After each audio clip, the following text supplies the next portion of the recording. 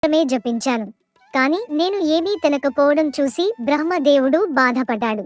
అవును కదా మాతా, మీరు తినకపోతే మీ ప్రాణానికి ప్రమాదమే కదా.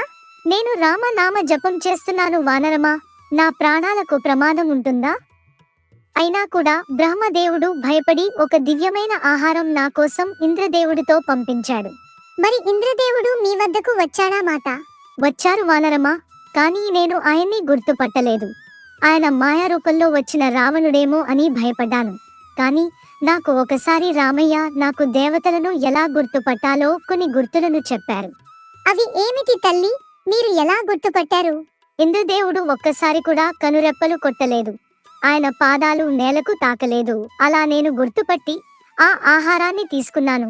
అది తీసుకున్నాక నేను లంకలో ఉన్న నీ రోజులు ఎటువంటి ఆహారం తీసుకోకుండా రామనామ జపాన్ని మాత్రమే జపిస్తూ ఉన్నాను. సబ్స్క్రైబ్ చేయొచ్చు కదా.